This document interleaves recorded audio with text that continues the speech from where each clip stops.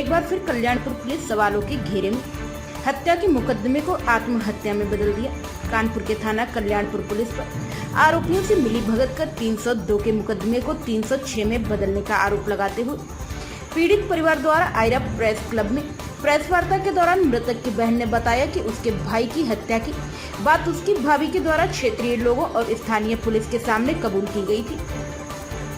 उसके बाद भी थाना प्रभारी कल्याणपुर और विश्वविद्यालय चौकी प्रभारी राजन मौर्य द्वारा आरोपियों से मिली भगत कर हत्या के मुकदमे को आत्महत्या में बदल दिया गया। बताते चले कि साल 7/10/2022 की रात मकड़ीखेड़ा निवासी देवेंद्र कुमार की हत्या कर दी गई थी, जिसका आरोप देवेंद्र की पत्नी दीपा कनौजिया पर लगाया गया। मृतक के पिता ने बताया कि उनका बेटा देवेंद्र कुमार रोडवेज विभाग में कार्य करता था। मेरे पुत्र का विवाह 2011 में दीपा पुत्री महेश चंद्र निवासी खलासी लाइन ग्वालटोली से हुई थी। देवेंद्र के पिता की माने तो शादी के कुछ समय बाद ही उनकी बहू दीपा द्वारा आए दिन घर में लड़ाई झगड़ा शुरू कर दिया। घटना के समय की रात्रि देवेंद्र और दीपा दोनों नीचे कमरे में सोने गए थे। इस दौरान दोनों के बीच किसी बात को लेकर लड़ाई झगड़ा शुरू हुआ और सुबह जब देवेंद्र के परिजन नीचे पहुंचे तो देखा कि उनका बेटा मृत अवस्था में जमीन पर पड़ा था। सूचना पर पहुंची पुलिस और क्षेत्रीय लोगों के सामने मृतक की पत्नी दीपा के द्वारा देवेंद्र की हत्या करने की बात भी कबूल की गई थी। इन सबके बाद भी थाना कल्याणपुर पुलिस द्वारा हत्या के मुकदमे को आत्महत्या में बदल दिया गया।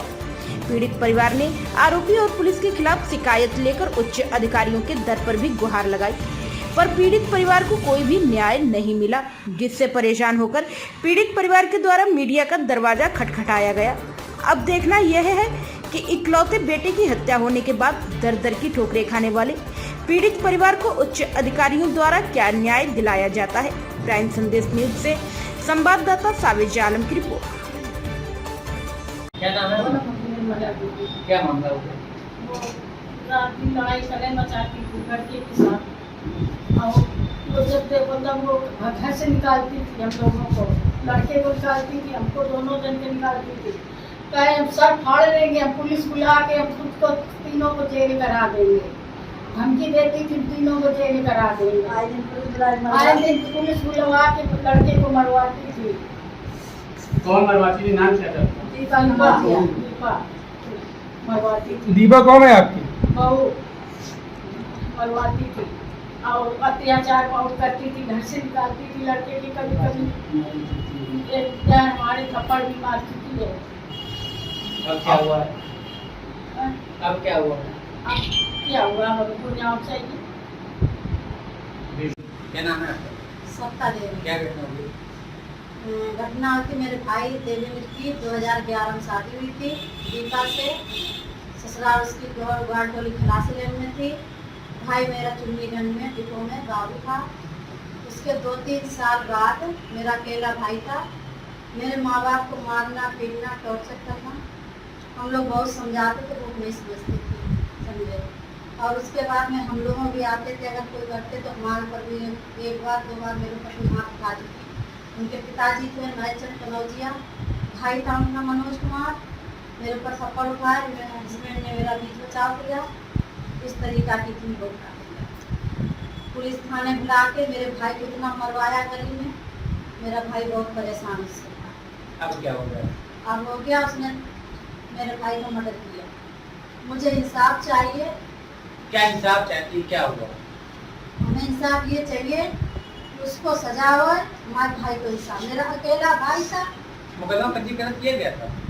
सब किया गया, सब हुआ उसका। मुकदमा पंजीकरण करने के बाद क्या हुआ?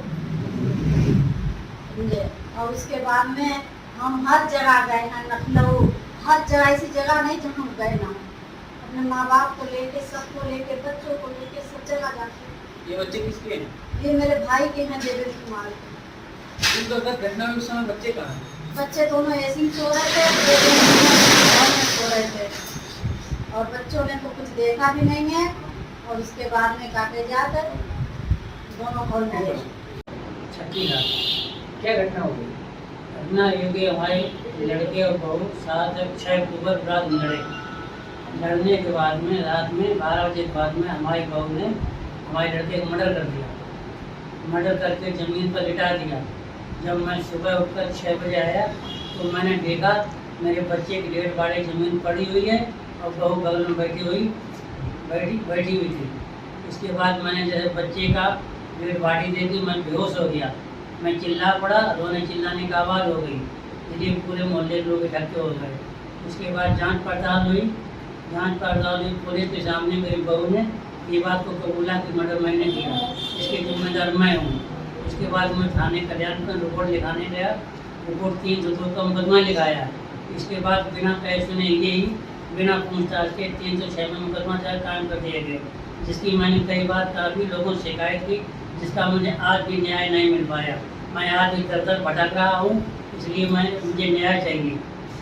क्या करता था आपका बेटा? बच्चा हमारा रोडवेज में कर्मचारी, रोडवेज में कंडक्टर पद पर था, लेकिन इस समय बाबू था जो कि रोडवेज चुनने के डिपो में बैठता था। और इसके माँ बाप बहुत धमकी देते थे। इसका भाई एक पुलिस में रोहित नाम का प्रयागराज में बहुत धमकी देता था, अगर थाने आने गए तो तुम सालों सबको बंद करा देंगे, सबका मर्डर करा देंगे। और इसका बाप कहता कि पुलिस हमारी जेब में, तुम साले नाली कीड़े हो, तुम हमारा क्या कर पाओगे। इसीलिए इसने हम जानबूझ के हमारे बच्चे का मर्डर करवा दिया। आप क्या चाहते हैं? अब मैं चाहता हूँ कि मेरे बच्चे को न्याय मिले, हर सूरत न्याय मिले, कैसे भी मिले न्याय मिले और मुलजिम को सजा मिले। मैं रो रो कहता हूँ, आप लोगों के सामने कह रहा हूँ, मेरे बच्चे का मर्डर इसी बहू मिलके किया है। बहू ने ही मर्डर किया। अगर फांसी पर लटका था तो किसी व्यक्ति ने या किसी पुलिस वाले ने, किसी मोहल्ले वाले फांसी पे उतारा क्यों नहीं? और फिर जब बच्चा फांसी पर लटका था तो बहू को हमको बुलाना चाहिए, घर पे मौजूद थे, माँ बाप क्यों बुला दिया? माँ बाप को बुला लिया और एम्बुलेंस गाड़ी बुला रही, जबरदस्ती पार्टी लिए जा रहे थे। लेकिन मेरे मोहल्ले वाले अच्छे थे, सब लोग मोहल्ले वाले रोके और मेरे रिश्तेदार वगैरह आ गए, तब बाड़ी किसी को नहीं है, समझा।